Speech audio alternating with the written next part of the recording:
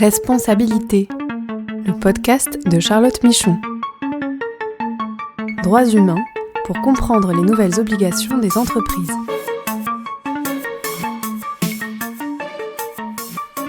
Bonjour à tous et bienvenue dans ce podcast consacré aux nouvelles responsabilités des entreprises en matière de droits humains. Je suis Charlotte Michon, je suis avocate et j'accompagne les entreprises dans la compréhension et la formalisation de leurs démarches et dans la conformité à leurs devoirs de vigilance. Et nous allons parler aujourd'hui des pratiques commerciales trompeuses. Alors pour aborder ce sujet des pratiques commerciales trompeuses, dit de greenwashing, j'ai le plaisir d'accueillir ma consoeur et amie Ophélia Claude. Bonjour Ophélia. Bonjour Charlotte. Donc, tu es avocate associée et fondatrice du cabinet Antonin Lévy et associée, et vous êtes spécialisée en pénal des affaires, mais aussi en devoir de vigilance, puisque vous avez la chance d'accompagner certaines entreprises dans leur contentieux, mais aussi dans le cadre d'activités de conseil. Alors, nous allons parler de pratiques commerciales trompeuses. Est-ce que tu peux déjà nous donner une définition de ce que c'est au niveau du droit français, mais aussi au niveau du droit européen, puisqu'il y a un très récent texte qui vient de sortir? Alors, pour définir les pratiques commerciales trompeuses, il faut un peu revenir en arrière. C'est vrai qu'on a tendance à beaucoup en parler de greenwashing, mais la réglementation est quand même assez ancienne. Le droit français positif résulte principalement de la transposition de la directive 2005-29 du 11 mai 2005. Et c'est cette transposition qui a fait introduire dans le Code de la consommation la notion de pratique commerciale trompeuse. On avait quelque chose d'un peu analogue dans le Code de la consommation avant cela, mais ça s'appelait la publicité trompeuse, donc elle était simplement limitée à la publicité. Et avec la transposition de la directive, on a parlé de pratique. Forcément, c'est une définition beaucoup plus large.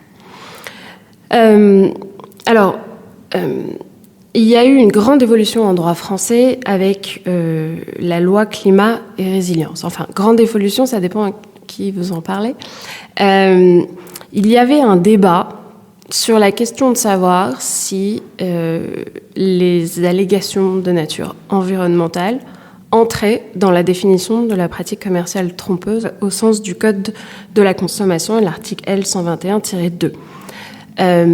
Il y avait quand même eu un début de réponse dans une affaire qui avait fait couler beaucoup d'encre dans les années 2000 qui concernait Monsanto. Et Monsanto avait été condamné à l'époque pour des allégations qui étaient de nature environnementale.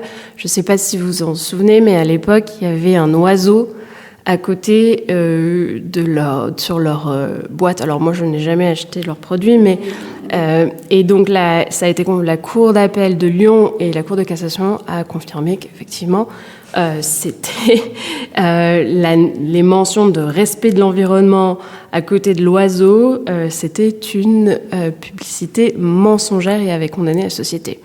Mais ce faisant, il était quand même considéré, et c'est d'ailleurs quand on regarde les travaux parlementaires de la loi climat, qui avait potentiellement une incertitude.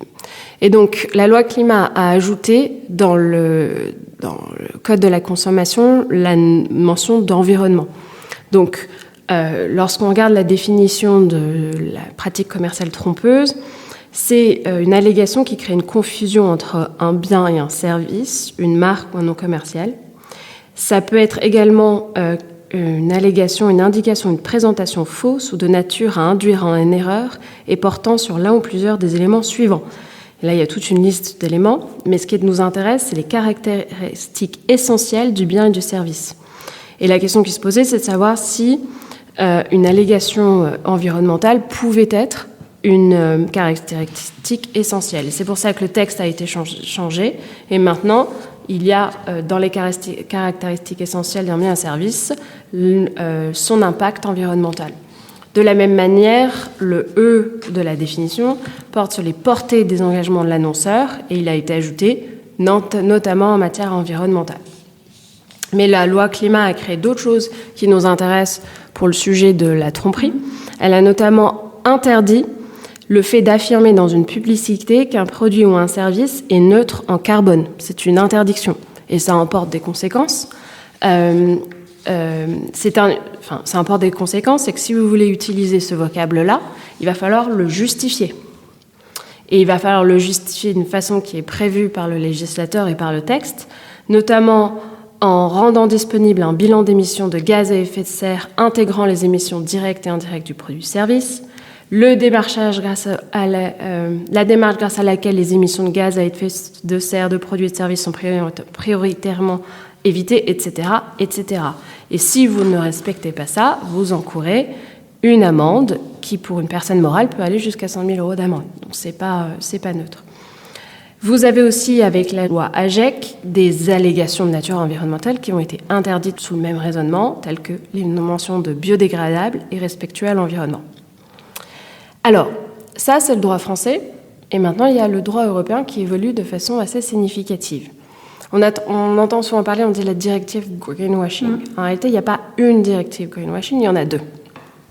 Et elles sont assez intéressantes, c'est important de comprendre la coordination entre les deux. La première directive greenwashing, entre guillemets, c'est la directive qui vient tout juste d'être adoptée. Il y a eu un petit peu de presse sur ce sujet et qui va entrer en vigueur dans quelques semaines et dont la transposition définitive est prévue pour le 27 mars 2026. Cette directive-là vient à modifier la directive de 2005 que je vous mentionnais tout avant. Parce qu'en réalité, l'architecture de la pratique commerciale trompeuse vient de cette directive. Donc, elle vient simplement ajouter à cette directive de 2005. Et ce qu'elle vient ajouter à la directive de 2005, c'est la notion d'allégation environnementale. Et pour la première fois, nous avons une vraie définition juridique de ce qu'est l'allégation environnementale en droit européen, à vocation à ce qu'elle soit uniforme au sein de l'Union européenne. Alors, je vais vous la lire rapidement, mais l'allégation environnementale, c'est tout message ou toute déclaration non obligatoire en vertu du droit de l'Union et du droit national, sous quelque forme que ce soit, notamment un texte, une image, une représentation graphique ou un symbole tel qu'un label, une marque, une dénomination sociale, etc., dans le cadre d'une communication commerciale, important que ce soit rappelé, et qui affirme et suggère qu'un produit, une catégorie de produits, une marque ou un professionnel a une incidence positive ou nulle sur l'environnement et moins préjudiciable pour l'environnement pour d'autres produits, catégories de produits, etc., etc. Ou encore à améliorer son incidence environnementale au fil du temps. Voilà aujourd'hui la définition de l'allégation environnementale qui est posée par ce texte.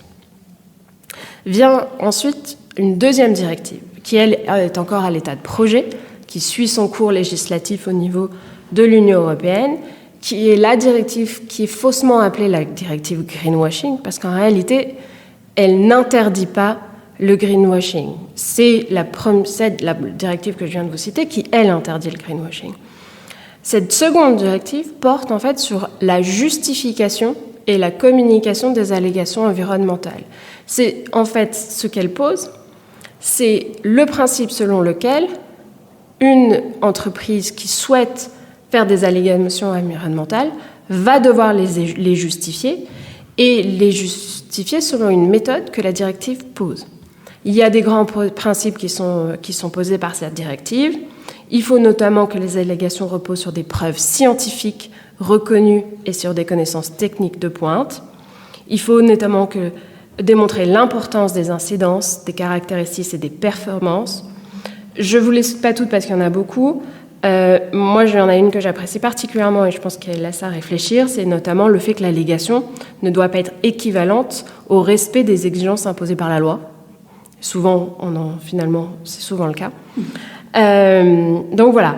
Donc cette directive suit son cours. Vraisemblablement, elle sera adoptée parce qu'elle vient en complément de la directive qui, elle, a été adoptée et qui va entrer en vigueur en 2027. Donc elle précise les moyens de justifier plutôt le recours à une allégation environnementale. Donc l'esprit, c'est de venir sécuriser quand même le discours et les allégations environnementales. Par contre, tu confirmes que c'est vraiment, il y a un côté consommateur, publicité commerciale, enfin en tout cas des supports de nature commerciale. On ne parle pas là d'engagement qu'on peut trouver des entreprises dans leur rapport de gestion, par exemple, ou dans d'autres choses plus internes. Là, il y a vraiment le côté on cherche à tromper, ou en tout cas ça a pour effet de tromper le consommateur et donc son choix. Alors, ce que tu poses là, c'est une question fondamentale même, parce que certains auteurs, et je pense qu'ils ont raison, disent qu'il y a une sorte de changement de paradigme dans le droit de la consommation. À l'origine, effectivement, le droit de la consommation, c'est fait pour protéger le consommateur. C'est éviter que son consentement à l'achat soit vicié, à son détriment. Avec ce mouvement vers l'interdiction des allégations environnementales, ce qu'on observe, en fait, c'est un changement de paradigme, parce que l'intérêt, la valeur protégée par cette réglementation, c'est plus finalement de protéger le consommateur, mais de protéger des idéaux qui vont au-delà, et de protéger en fait une consommation qui serait plus durable et plus éthique. Et donc certains auteurs, je pense avec raison, disent, mais en fait on observe un changement de paradigme, on passe de la protection de la consommation à l'encadrement de la consommation par le droit. Alors, pour revenir à ta question plus précise, qui est celle de savoir si, finalement, la tromperie se cantonnerait à simplement une pratique commerciale au sens discours commercial, qui ne se limite plus à la publicité, mais qui est quand même un périmètre fini, ou est-ce que simplement des engagements qui ne seraient pas exprimés à côté de vente de services ou de produits pourraient quand même tomber sur le coup la tromperie. Alors ça, c'est un débat extrêmement important aujourd'hui, parce qu'il y a deux positions qui s'opposent. À l'origine, effectivement, il fallait un discours commercial.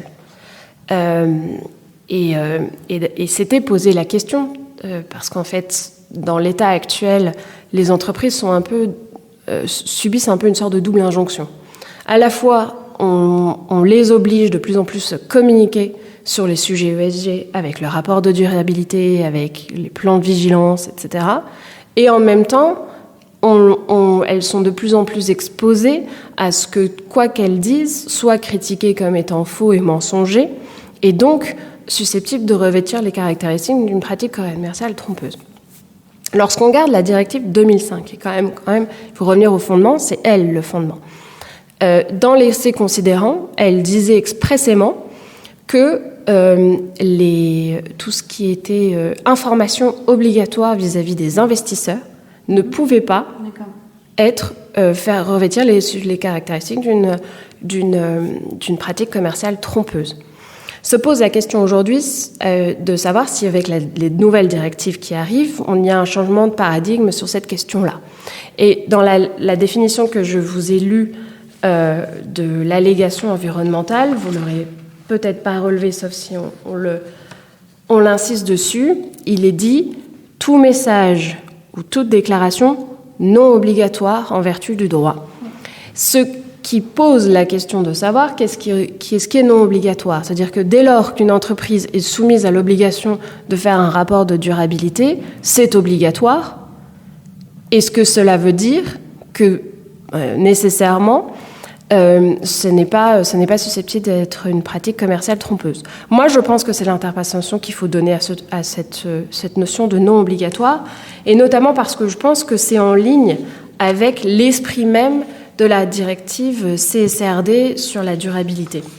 La directive CSRD, l'objectif qu'elle venait poser, c'était la nécessité de renforcer la communication ESG et de la rendre plus fiable, justement.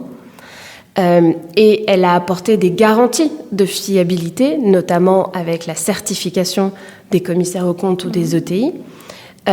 Et ces garanties de fiabilité qui ont été posées, justement, tendent à répondre à ce risque que les entreprises communiquent des informations qui ne seraient pas fiables, qui pourraient tomber dans l'allégation qui relèverait d'une pratique commerciale trompeuse. Donc on voit bien que dans l'esprit, justement parce qu'il y a une fiabilité renforcée de l'information ESG sur les rapports de durabilité, on ne devrait pas tomber dans la pratique commerciale trompeuse. Donc tous ces éléments combinés me laissent penser qu'en droit, on ne devrait pas considérer qu'il y a un risque pour les entreprises Mais évidemment, c'est une position qui m'appartient. Cette question n'a pas été encore tranchée par les juridictions et nous voyons des contentieux où certaines OHD viennent dire que un engagement et que des déclarations qui sont contenues dans le plan de vigilance pourraient être des pratiques commerciales trompeuses. Ou des politiques, etc. Ou des politiques, etc. Et alors, on parle d'environnement. Alors, du coup, j'étais en train de m'imaginer qu'à l'allégation sociale, par exemple, on pourrait avoir... ça serait bizarre de faire un produit zéro travail des enfants, voilà. Mais là, on parle d'environnement. Est-ce qu'on pourrait le calquer sur des informations sociales, de promotion de certaines choses pour aller vendre un produit Si, alors oui, ça a été fait. Parce que la pratique commerciale trompeuse n'a jamais limité... le mouvement d'utiliser la pratique commerciale trompeuse pour rendre opposables les engagements des entreprises en matière sociétale et environnementale, en fait, a commencé avec l'affaire Nike aux États-Unis et visait finalement la chaîne de valeur et sur des sujets sociaux et droits humains, pas sur l'environnement. Aujourd'hui, on parle que de greenwashing, mais en réalité, ce mouvement d'utiliser la pratique commerciale trompeuse pour rendre opposables des engagements en matière de respect des droits humains prédate le greenwashing. Et on a vu des plaintes déposées par un certain nombre d'associations contre, vous avez des entreprises dans le textile, notamment, qui ont vu des plaintes déposées contre elles. Il y avait une contre une société qui utilisait malheureusement l'usine qui s'est effondrée, le Rana Plaza. Il y a une plainte pénale pour pratique commerciale trompeuse qui a été déposée contre cette société, justement à raison des engagements qui auraient été considérés comme trompeurs en matière de respect des droits humains. Oui, donc là, on a un focus sur les allégations environnementales avec la neutralité, c'est sûr que c'est plus propice à une mauvaise utilisation par les entreprises, mais c'est chapeau et ça peut couvrir toute allégation RSE, en fait. En tout cas, il y a peu de jurisprudence à ce jour sur ces questions-là, mais en revanche, il y a eu des tentatives. Oui. Alors justement, quels sont les risques en fait pour les entreprises en termes juridiques? Et tu as parlé de contentieux. C'est quoi un peu les grands types de contentieux qu'on a? Alors rappelons quand même, parce que moi je parle beaucoup de devoir de vigilance, donc c'est pas du pénal, mais là c'est une infraction, donc ça relève du droit pénal. Les spécificités de la tromperie, de la pratique commerciale trompeuse, c'est que c'est à la fois du pénal et du civil en France. Donc c'est une infraction pénale qui est punie, qui est d'ailleurs punie plus sévèrement aujourd'hui, de 2 ans de prison et de 300 000 € d'amende. Et les peines d'amende ont été augmentées récemment. Elle peut être portée jusqu'à 10% du chiffre d'affaires moyen annuel, calculé sur les 3 dernières chiffres d'affaires. Donc ça peut être assez conséquent. C'est assez conséquent. On n'a pas vu encore des sanctions à cette hauteur-là, mais elles sont possibles aujourd'hui. Elles sont dans le code de la consommation. On a aussi des aggravations possibles qui peuvent porter les peines de prison à 7 ans. C'est quand même pas neutre. Et un mécanisme assez intéressant de la possibilité pour le juge d'ordonner la cessation de la pratique commerciale trompeuse en question. D'accord. Donc, enlever toutes les publicités, par exemple. Voilà, avec un vrai levier d'injonction, de pouvoir d'injonction du juge, de faire cesser l'illicite sur ces questions-là. Ce qui est intéressant en France, et qui est une particularité assez française, c'est qu'en fait, l'action pénale peut être intentée de plusieurs façons. Elle peut être intentée par les associations. On a un intérêt à agir extrêmement large en droit français, qui permettent à des ONG, des associations qui disposent d'un intérêt à agir. Et l'intérêt à agir ici, c'est essentiellement les associations en matière de protection du consommateur et d'environnement, et qui peuvent, elles, déposer plainte entre les mains du procureur sur ces sujets-là et se constituer partie civile et demander des dommages à intérêts, généralement préjudice moral. Et on a, au-delà de ça, un autre levier, ce sont les autorités spécifiques administratives, la DGCCRF et toutes les autres autorités au-dessous, qui peuvent d'office conduire des enquêtes sur les sujets d'allégations environnementales. Et à titre d'exemple, c'est ce que la DGCCRF a fait. Elle a publié un rapport entre 2021 et 2022. Elle a conduit un nombre extrêmement conséquent d'enquêtes sur les allégations environnementales Et pour vous donner un petit peu les chiffres, il y a 1100 établissements qui ont été contrôlés par la DGCCRF sur juste les allégations environnementales. Il a été constaté, qui ont donné lieu, ces contrôles, à 141 avertissements, à 114 injonctions et 18 procès-verbaux pénaux administratifs et transmission à la justice. Ça veut dire que dans les cas les plus graves, la DGCCRF établit un procès-verbal qu'elle transmet au procureur de la République. Et le procureur de la République peut ouvrir une enquête et entamer des poursuites.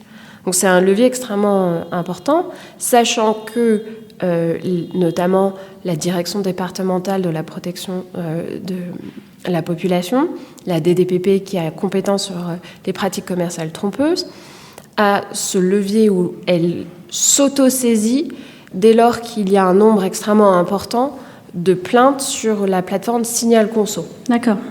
Et quand elle s'auto-saisit, elle va regarder tout, par exemple sur tous les sites des annonceurs, y compris les allégations environnementales. Elles vont les vérifier, même s'il n'y a pas la plainte ne visait pas les allégations environnementales. Donc il faut voir que donc, du côté de nos autorités, on a un vrai activisme sur ces sujets-là. Et deuxième volet, qui n'est pas neutre non plus, c'est celui du civil. La faute, la pratique commerciale trompeuse est une faute civile en droit français, ce qui permet aussi aux associations qui ont un intérêt à agir et qui c'est le même défini de la même façon qu'en matière pénale, de choisir la voie civile pour venir établir qu'il y a une pratique commerciale trompeuse. Et ce qu'elles vont chercher là, c'est la possibilité donnée à un juge de prononcer une injonction là aussi et de faire cesser la pratique commerciale trompeuse. Et c'est ce qu'on voit, il y a 2 exemples assez récents. Il y a une assignation et qui est publique de Greenpeace contre Total Energy sur toute son ambition. Ça, ce qui est visé textuellement, c'est l'ambition de neutralité carbone. Donc c'est ça qui est remis en cause. Les demandes de réparation du préjudice moral sont assez faibles, elles sont plutôt symboliques, c'est de l'ordre de 10 000 €. Mais ce qui est cherché là, c'est une décision symbolique qui vise à dire vous affichez ça, mais en fait vous ne le respecterez pas, et d'utiliser le pouvoir du juge pour forcer l'entreprise à dire ou à changer les choses, à dire les choses différemment. Et il y a une autre assez intéressante, une autre action qui est pénale, qui date de 2022 de l'association Zero Waste France contre les sociétés Adidas et New Balance. Et je la trouve intéressante dans le contexte qu'on vient de rappeler. En fait, au-delà du vocable end plastic waste ou ces genres de choses qui étaient utilisées par ces 2 marques, ce qui est reproché, c'est ce qu'on ne dit pas. C'est typiquement dire... On dit, ces marques ont dit mettons fin aux déchets plastiques sans dire un mot de l'impact environnemental du recyclage, typiquement. Donc là, on va vraiment pousser même les termes utilisés, le recyclage en tant que tel, c'est pas forcément bon pour l'environnement. Enfin, c'est le positionnement de l'ONG. Donc ça va assez loin. Donc on est sur un double sujet. C'est dire qu'on recycle, c'est pas suffisant.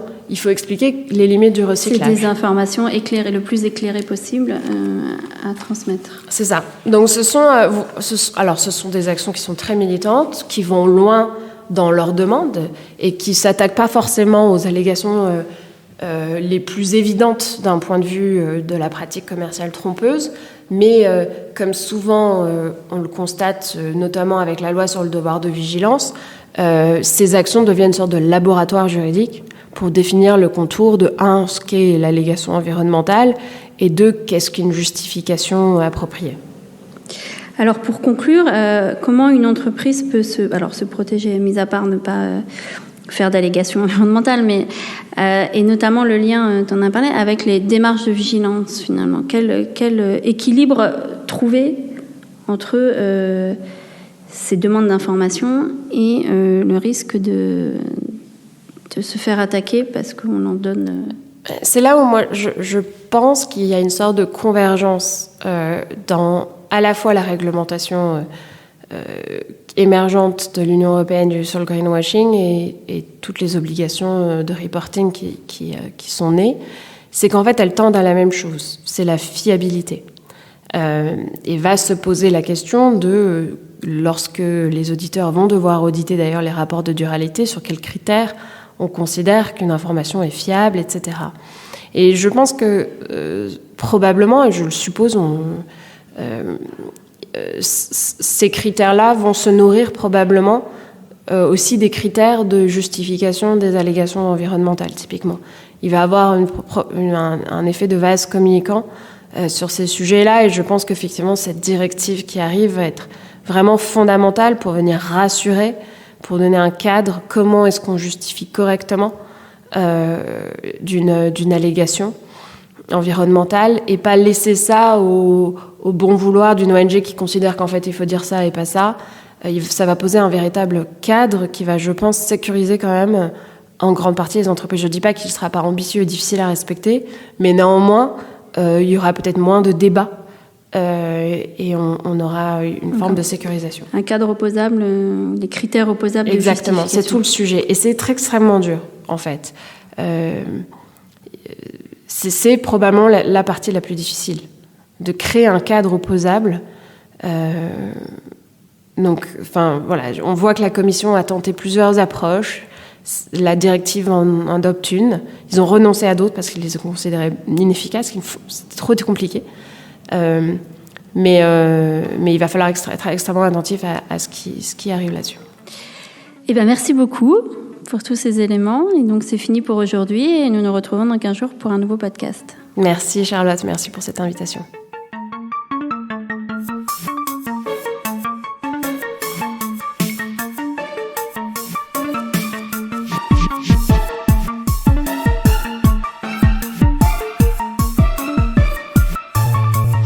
Ce podcast est proposé et présenté par Charlotte Michon. Vous pouvez la contacter sur LinkedIn pour plus d'informations. Produit par Amicus Radio, réalisé par Léobardo Arango.